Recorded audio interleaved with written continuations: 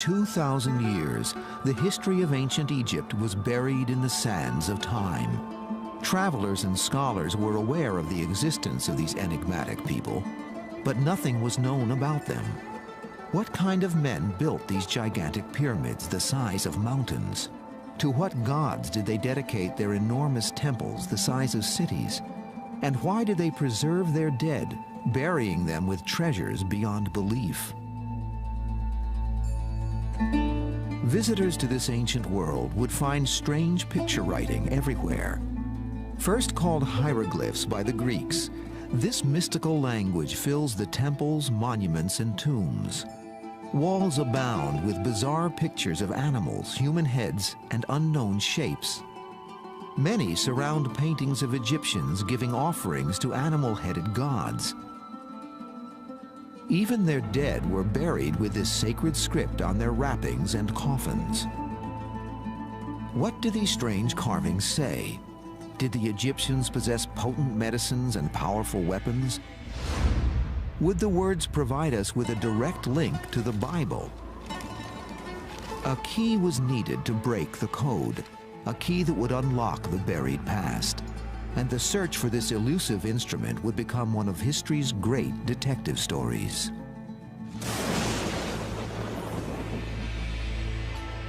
By the time of Christ, the ancient Egyptians were already legends of a distant past. Greek and Roman historians could only guess at what knowledge this once powerful civilization possessed. As the centuries passed and Europe emerged from the Dark Ages, ancient Egypt remained silent, waiting for its own rebirth. It took one of the most powerful men of all time to awaken Egypt from its sleep, a man whose leadership in battle was matched only by his passion for history. During the late 1700s, the French and British were fighting a war for world domination. In 1798, General Napoleon Bonaparte proposed leading the French army on a military invasion of Egypt. If the French could command this crossroads between Europe and Asia, it would control trade and become the most powerful country in the world. By this time, the 29-year-old Napoleon had become a legend in the French army. His victories over Austrian forces in Italy established France and himself as new powers to be reckoned with. Napoleon's sense of history and destiny led him to view Egypt as his next prize. On July 1st, 1798, Napoleon's army sailed into Egypt's port city of Alexandria. In addition to 38,000 soldiers, 167 of France's top scientists and scholars were on board. Rarely have military expeditions had academic interests as well. Napoleon was fascinated with ancient Egypt. Perhaps, like Alexander the Great, Napoleon believed his destiny was to annex Egypt on his way towards conquering the world. The egocentric Napoleon viewed Egypt as more than just the cornerstone of an empire. He knew of its legends, its power, and its history. This was the land of the pharaohs, kings who were considered gods by their subjects. They ruled over the world's greatest civilization for over 2,000 years. Napoleon was determined to learn their secrets. Like Julius Caesar before him, Napoleon wanted to win the hearts and minds of the Egyptians. As a member of the French Institute of Egyptology, Napoleon personally selected the academics who formed his expeditionary force. While the French army swept up the Nile, crushing all opposition, the scholars immediately began their work, setting up an institute in Cairo. This became the headquarters for Napoleon's academic expedition. They scattered across Egypt, exploring tombs, climbing monuments, studying, sketching, and recording everything in sight. The wealth of information was unbelievable. Napoleon demanded to be constantly informed. If any clues to ancient secrets were uncovered, he wanted to know immediately. While Napoleon's men were busy annexing both Egypt's land and antiquities, England did not stand idly by. Within weeks, the British Navy attacked the French, destroying their ships and trapping Napoleon's army in a 2-year-long siege. Napoleon himself eventually snuck past the blockade and returned to France, his hopes for ruling the world dashed. As the abandoned French army fought to stay alive, scientists and scholars were giving birth to modern Egyptology. Racing against their inevitable removal by the British, they stepped up their efforts to copy and analyze as much as possible, hoping to find the answers to the many puzzles surrounding them. Ironically, it was neither a scientist nor a scholar, but a soldier who made the most important discovery of all. In mid-July 1799, as the long siege wore on, the French continued to bolster their defenses. Situated along the Nile as it enters the Mediterranean Sea is a town called Rosetta. In order to rebuild the town's old Arabic fort, men under the command of Lieutenant Pierre Bouchard started to reconstruct the walls. Arabs commonly took material from ancient temples and used them in their own buildings.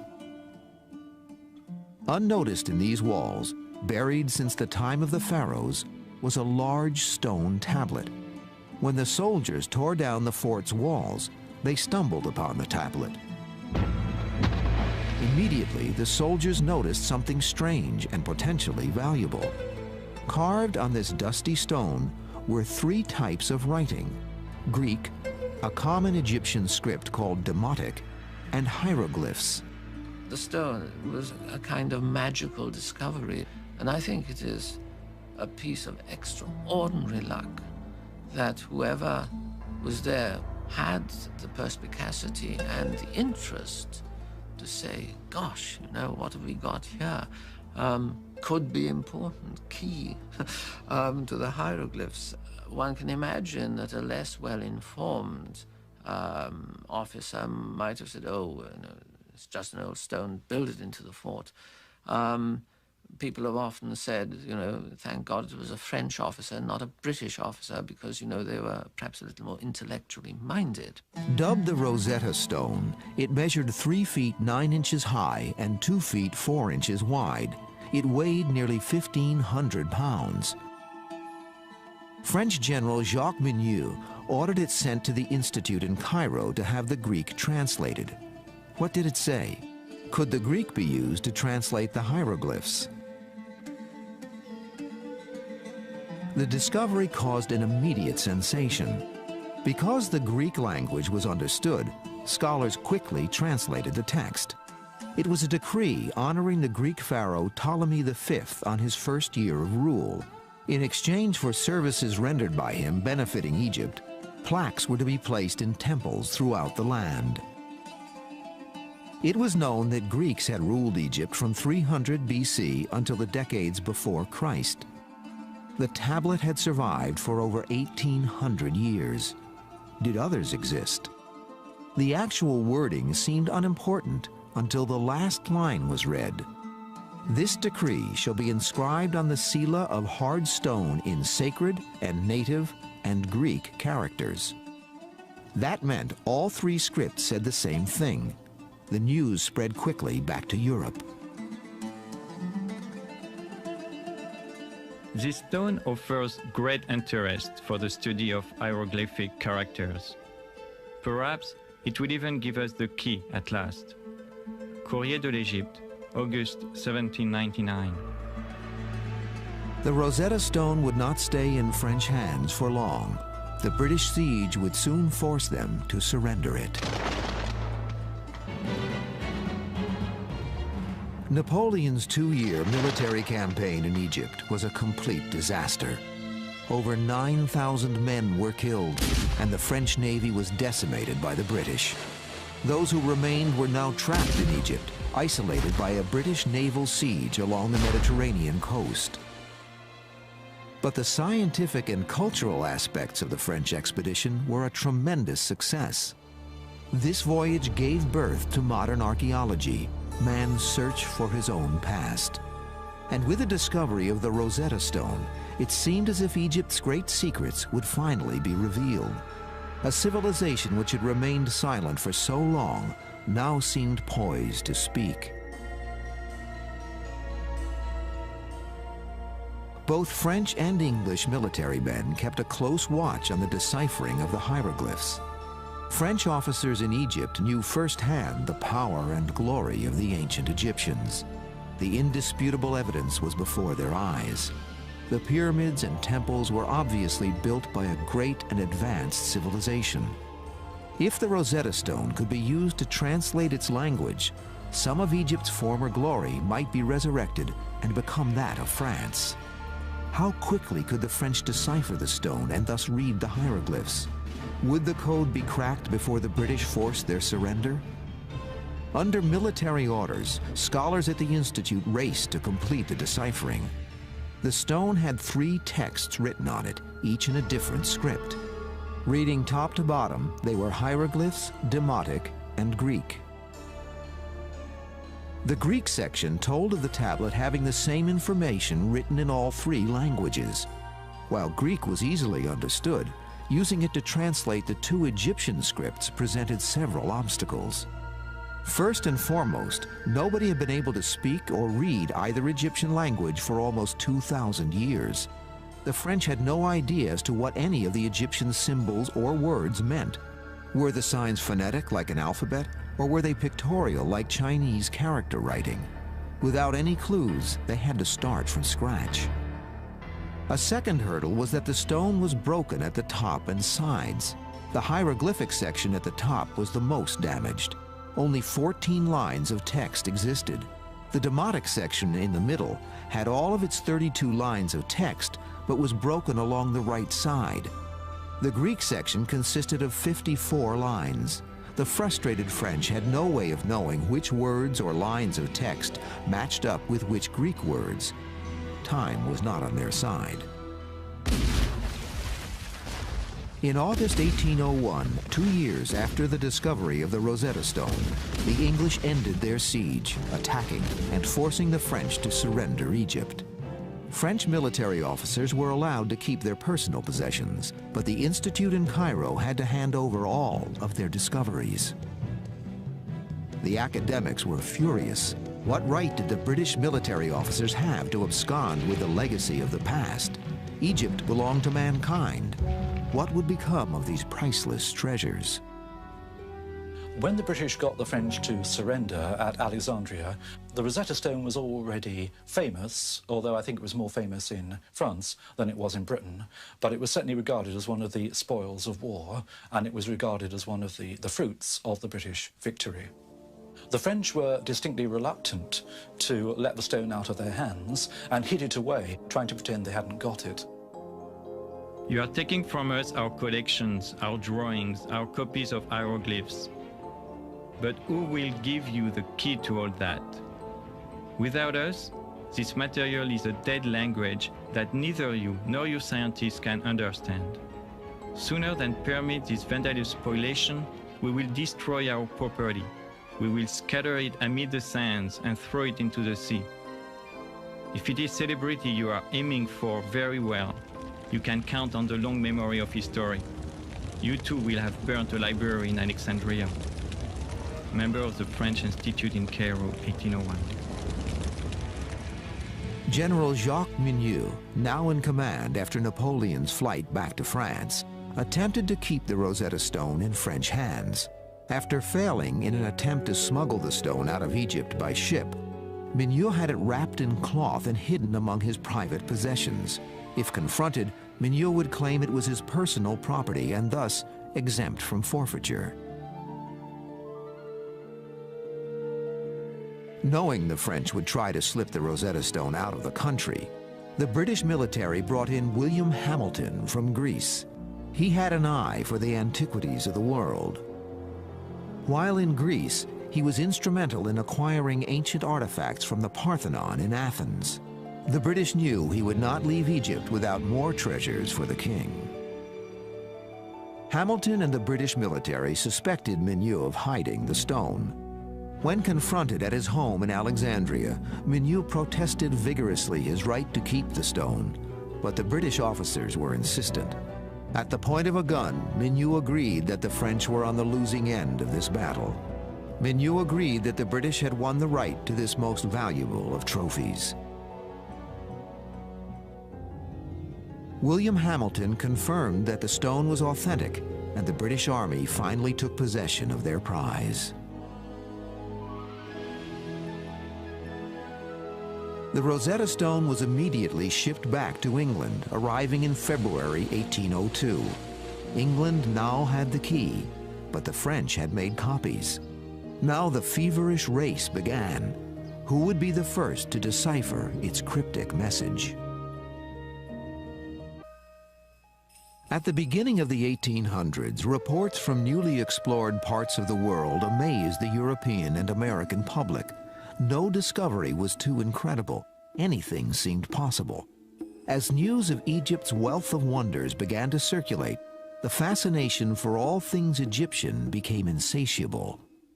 There was a feeling that the hieroglyphs contained secrets about the gods, the universe, astronomy, that were simply not known to ordinary people. There was curiosity right from the start because the things are so obvious and so pictorial, and above all because they've been associated with the temples, the priesthood. There was a feeling that they had to contain mysteries, that hieroglyphs weren't just ordinary writing, that there you had a civilization that if only you could crack the mystery would tell us things that nobody had ever thought of.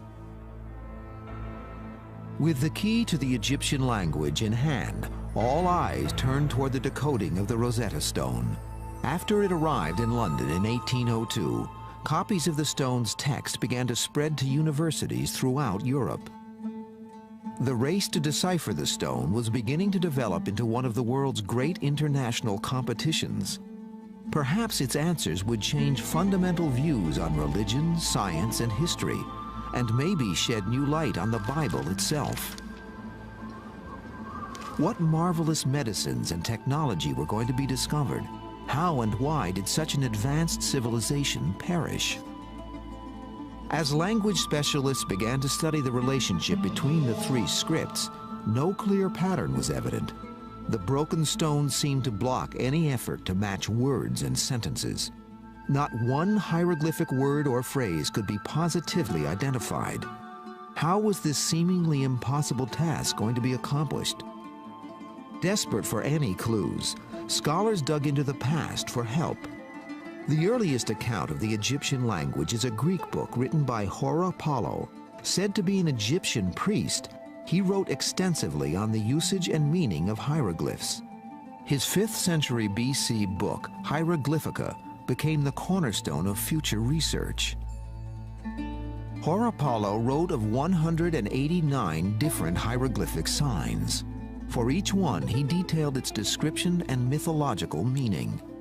While he discussed the specifics of individual signs, Apollo never combined them to form sentences or paragraphs.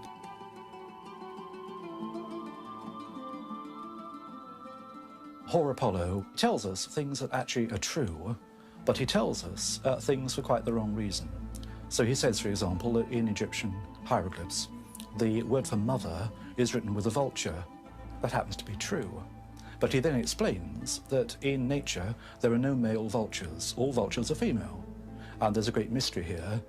Now, later on, as people started to look at the natural world and spotted indeed that there were vultures that were male and female, poor old Apollo got discredited. So the truth he was telling us got thrown out with the mystical verbiage that he dressed it in. Scholars attempting to decipher the Rosetta Stone also consulted historians' findings from the past. During the Renaissance, religious writers had supported the idea that the hieroglyphs held answers to biblical riddles. People start to interpret ancient Egypt entirely through the Bible. So they look at the pyramids and say, the pyramids are not just ordinary tombs for ordinary kings. They are the granaries that Joseph, in the Bible, put up to collect the grain during the 7 good years. in preparation for the 7 years of famine that were going to follow.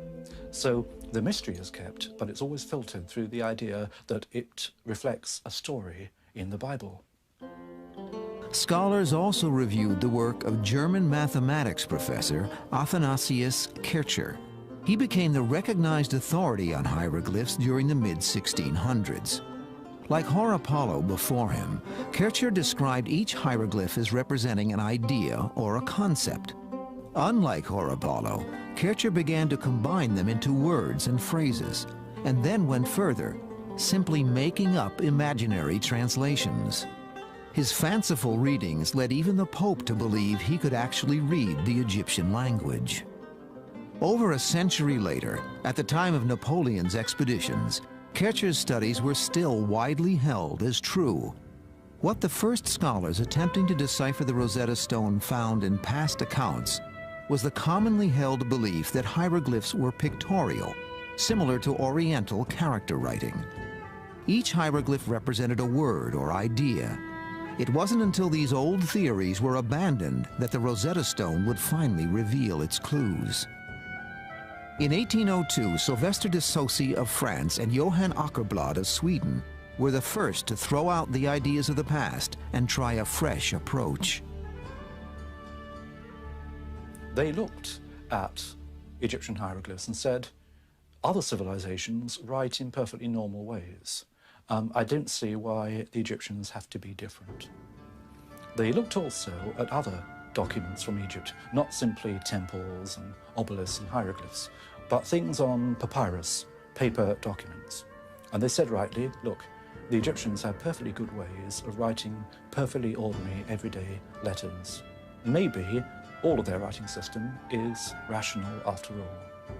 De Saussy and Åkerblad followed the premise that the Demotic language used the Western system of writing. They took a number of recurring Greek words, including the pronouns he or his and the word Greek. They then searched the Demotic text for words which were repeated in roughly the same location. They verified that wherever these words occurred in Greek, they appeared in a similar pattern in the Demotic. What these pioneers did was to begin to prove that the script was not just a symbolic script, that there were signs that meant individual letters, stood for individual letters. You no longer looked at it as something esoteric and full of hidden meaning. Although their first step at translating the Demotic text was somewhat promising, de Saussy and Åkerblad gave up, having failed to crack the hieroglyphic code. 3 years after the Rosetta Stone's discovery, opening the window onto Egypt's secrets was proving to be far more complex than anyone had thought. The greatest minds of Europe were beginning to think the secrets of Egypt would stay hidden forever. More than a decade passed following de Saussy and Åkerblad's attempt without any further serious efforts. Although the public's fascination with ancient Egypt continued to grow, the Rosetta Stone was all but forgotten.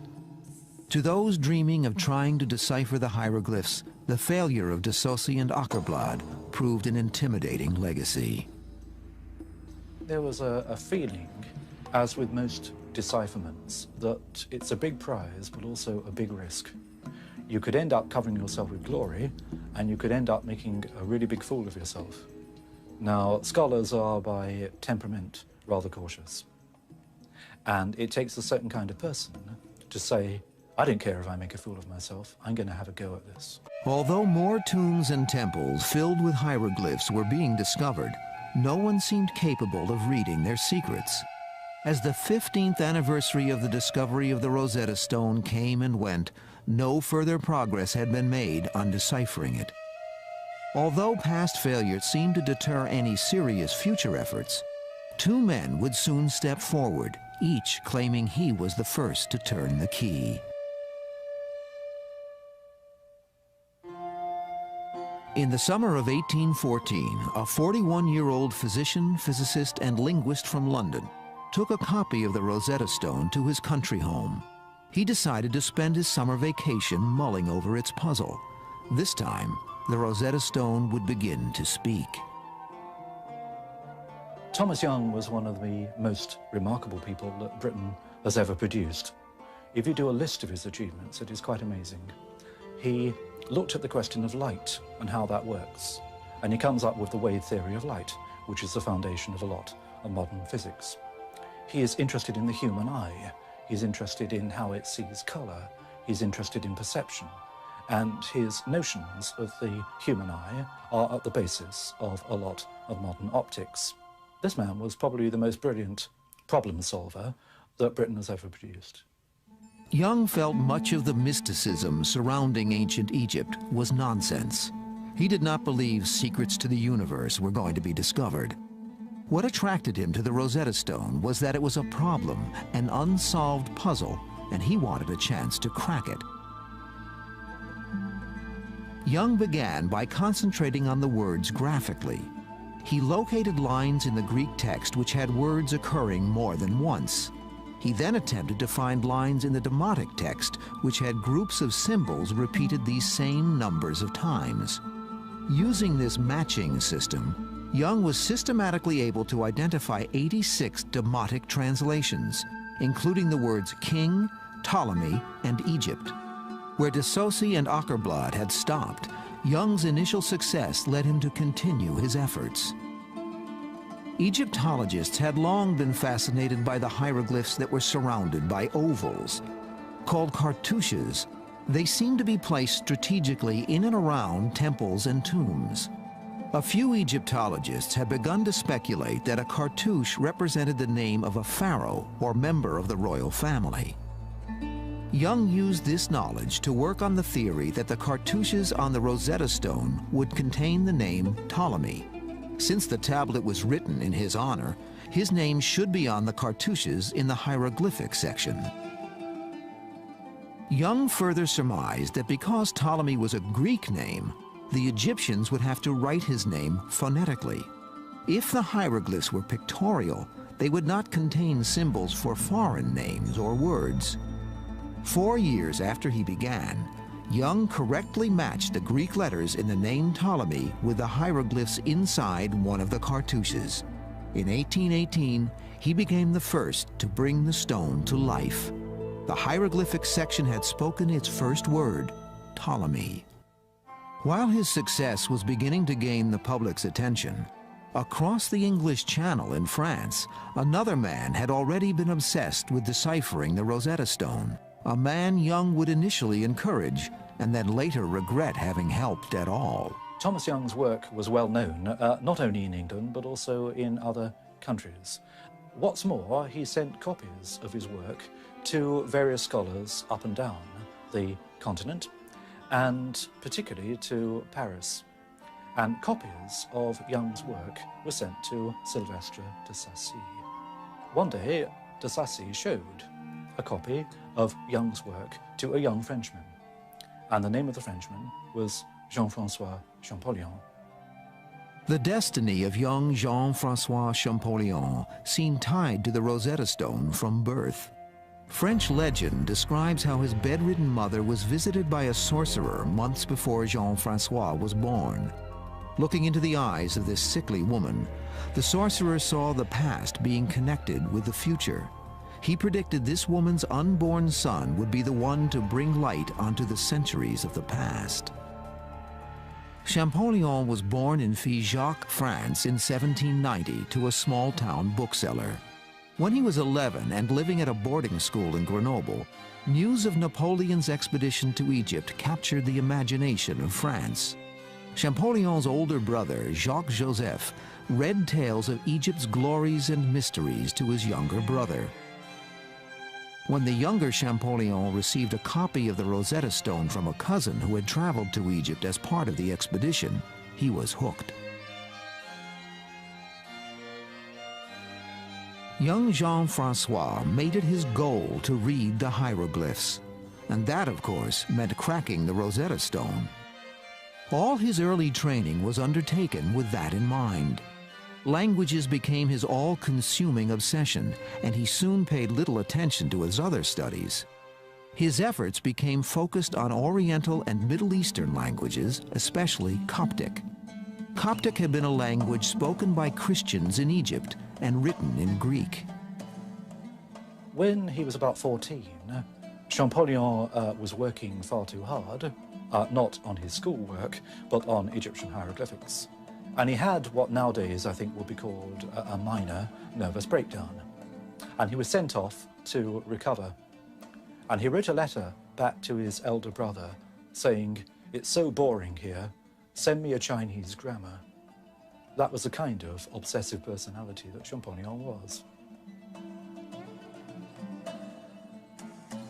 Champollion's early studies focused on the deciphering of the Demotic language and its relation to Coptic.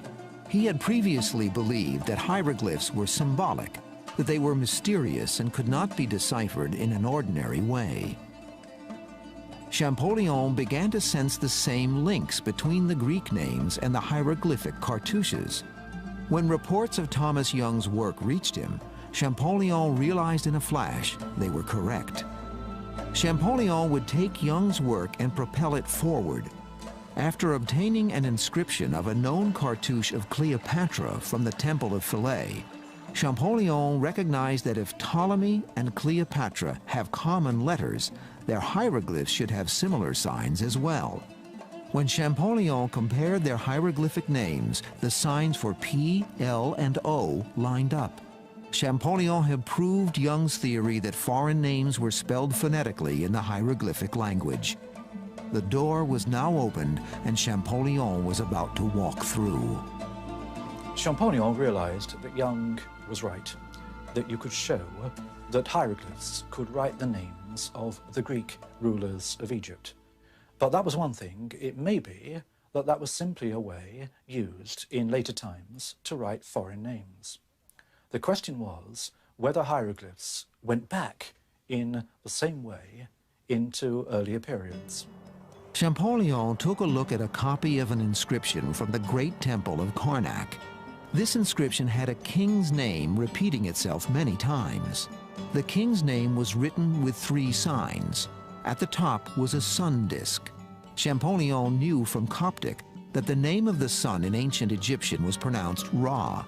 At the bottom was a letter that Thomas Young had identified, the letter S. It was written twice.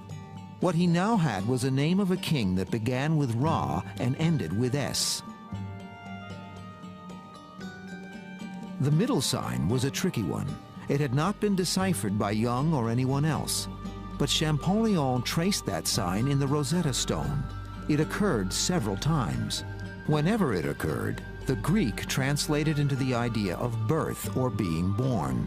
Champollion knew the Coptic for to give birth was Misa, and suddenly he had a king's name, beginning with Ra, continuing with Misa, and ending in S.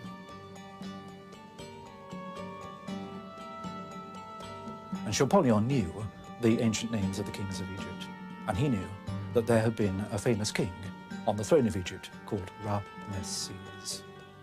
And suddenly, he realized he was looking at the key to the whole thing.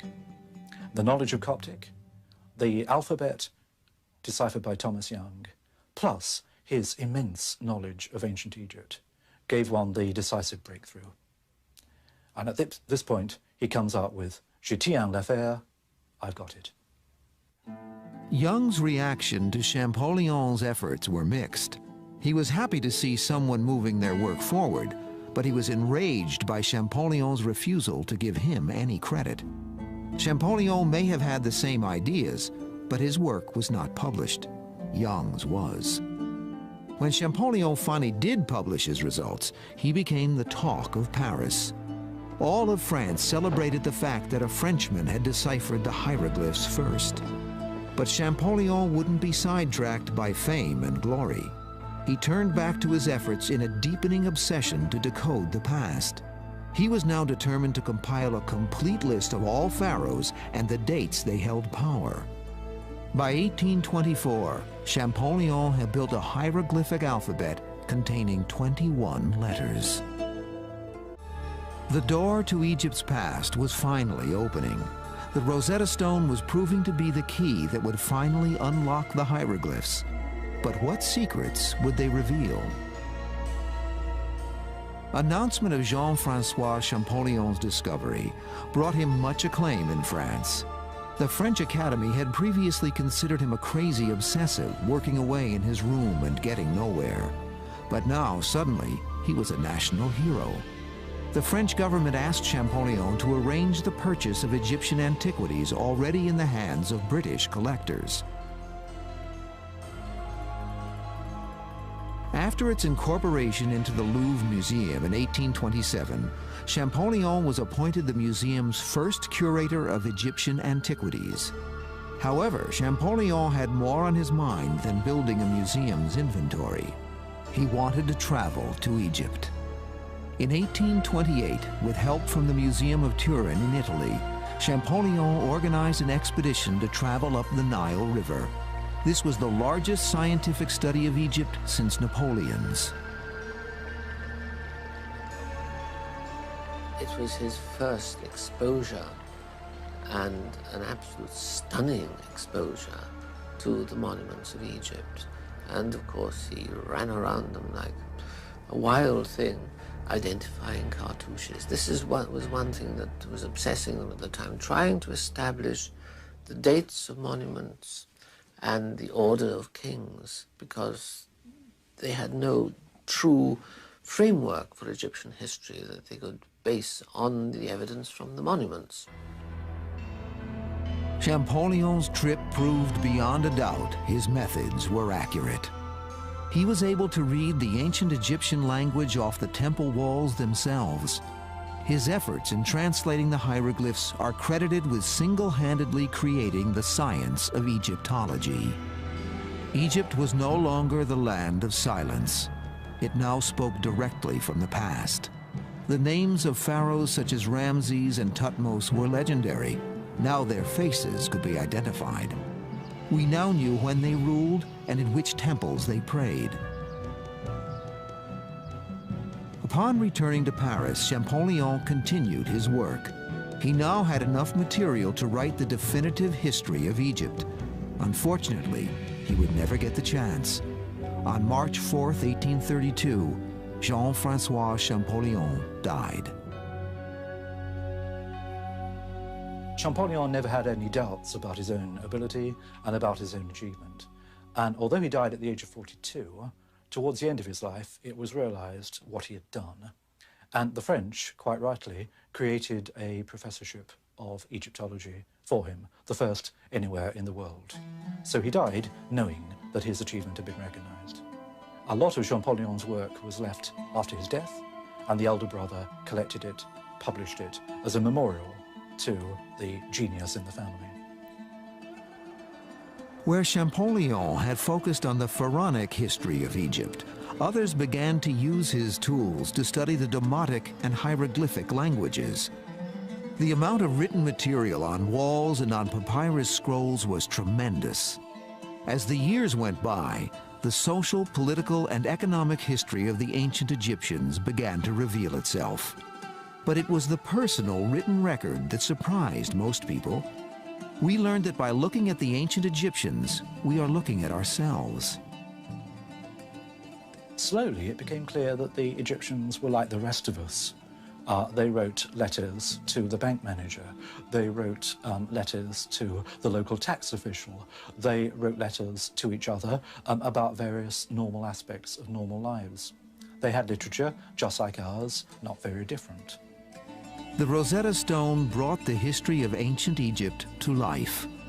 Although the Rosetta Stone has been deciphered now for more than 170 years, the treasures it has enabled us to understand continue to surface. From the spectacular find in the tomb of Tutankhamun in 1922, to the uncovering of the tomb of the sons of Ramses the Great in 1995, ancient Egypt is still providing new and amazing discoveries. The Rosetta Stone is a milestone between a period when all we knew about our own origins was in the Bible or in the writings of the Greeks and the Romans. After the Rosetta Stone, we start to look at ancient history speaking for itself. It starts to say, where have we come from? Where have the ideas come from? What are our roots? And the Rosetta Stone is a way of bringing us face to face with our own identity. Today, the ancients speak again, thanks to men like Napoleon, Thomas Young, and Jean-Francois Champollion.